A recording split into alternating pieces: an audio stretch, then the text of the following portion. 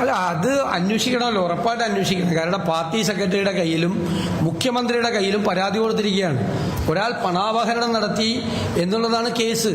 അത് പോലീസിലേക്ക് ട്രാൻസ്ഫർ ചെയ്യണ്ടേ? പാർട്ടി തന്നെ പോലീസ് സ്റ്റേഷനും പാർട്ടി തന്നെ കോടതിയുമാണ് എന്ന് ഞങ്ങൾ ആക്ഷേപിച്ചതെല്ലാം ശരിവെക്കുകയല്ലേ ചെയ്യുന്നത്. മാത്രമല്ല, പോലീസ് നോക്കി നിൽക്കുമ്പോഴാണ് ഈ അതിക്രമം നടന്നത്. ഇപ്പം ശ്രീ സജീവ് ജോസഫ് വളരെ വിശദീകരിച്ചല്ലോ. ഏരിയ സെക്രട്ടറി കൊലക്കേസിലെ പ്രതിയാണ്, പ്രധാനപ്പെട്ട നേതാക്കൾ കൊലക്കേസിലെ പ്രതിയാണ്. എന്നിട്ടും അവിടെ അതിനെ ധിക്കരിച്ച് പാർട്ടി പ്രവർത്തകർ പ്രകടനം നടത്തി. നിങ്ങൾ മനസ്സിലാക്കണം എത്ര ആഴത്തിലുള്ള കാര്യമാണെന്ന്. പയ്യന്നൂരിൽ പ്രതിപക്ഷത്തിന് പോലും അനങ്ങിയാൽ അടികിട്ടുന്ന സ്ഥലത്ത് ഈ നേതൃത്വത്തെ വെല്ലുവിളിച്ചുകൊണ്ട് ഇന്നലെ ജില്ലാ നേതൃത്വം ന്യായീകരിച്ചു, സംസ്ഥാന നേതൃത്വം ന്യായീകരിച്ചു ഈ കൊള്ളയെ. എന്നിട്ടും അതിനെതിരായി പാർട്ടി പ്രവർത്തകർ അവിടെ പ്രതിഷേധ പ്രകടനം നടത്തി എന്നുള്ളത് നിസ്സാര കാര്യമാണോ? പയ്യന്നൂരിൽ അതിൽ പങ്കെടുത്ത ഒരാളാണ് ബൈക്ക് കത്തിച്ചത്. അപ്പൊ എന്ത് അതിക്രമവും നടത്താം. ഇവർക്ക് എന്ത് ലൈസൻസാണ് കൊടുത്തിരിക്കുന്നത്? നീതിന്യായ വ്യവസ്ഥകളൊന്നും ഇവർക്ക് ബാധകമല്ലേ? അല്ല, ഇവർക്ക് പ്രത്യേക നിയമമുണ്ടോ CPM ക്രിമിനലുകൾക്ക്? അതാണ് ഞങ്ങളുടെ ചോദ്യം. രാഷ്ട്രീയ പ്രവർത്തനം നടത്തണ്ടേ മറ്റുള്ളവർക്ക്? ഇവരെ ചോദ്യം ചെയ്യാൻ പാടില്ല. പാർട്ടിക്കാരാണെങ്കിൽ പോലും ചോദ്യം ചെയ്താൽ കൊല്ലും എന്നാണ് പറയുന്നത്. വേറൊന്നുമല്ല, കൊല്ലും. അത് നടക്കില്ല. അല്ല, തീർച്ചയായിട്ടും CPM-നെതിരായും MLA-ക്കെതിരായി പ്രതിഷേധിച്ചു. MLA-ക്കെതിരായി പ്രതിഷേധിച്ച എന്താ?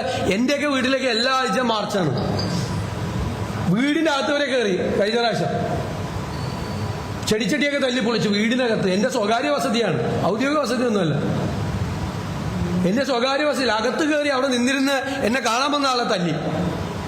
എല്ലാ ആഴ്ചയും പ്രകടനമാണ് BJP-യും CPM-ഉം. അവർ തമ്മിൽ ആലോചിച്ചിട്ടാണെന്ന് തോന്നുന്നു. ഈ ആഴ്ച BJP ആണെങ്കിൽ അടുത്ത ആഴ്ച CPM.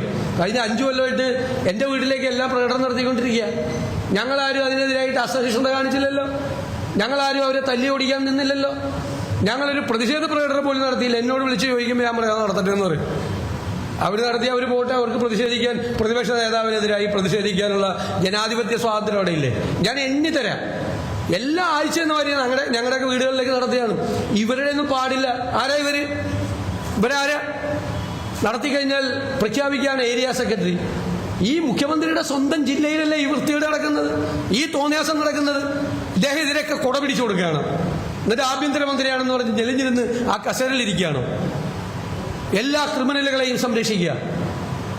അത് ഞങ്ങൾ അതിനെതിരായി രാഷ്ട്രീയമായും നിയമപരമായും ഞങ്ങൾ പോരാടും ഉറപ്പായും. കുഞ്ഞുകൃഷ്ണന് സംരക്ഷണം കൊടുക്കണം. കുഞ്ഞുകൃഷ്ണന്റെ ഞാൻ പറഞ്ഞല്ലോ, ജീവൻ അപകടത്തിലാണ്. അതുകൊണ്ടാണ് ഞാൻ TP ചന്ദ്രശേഖരനുണ്ടായ അനുഭവം ഞാൻ ആവർത്തിച്ചു പറഞ്ഞത്. ശ്രീമതി രമയും അത് തന്നെ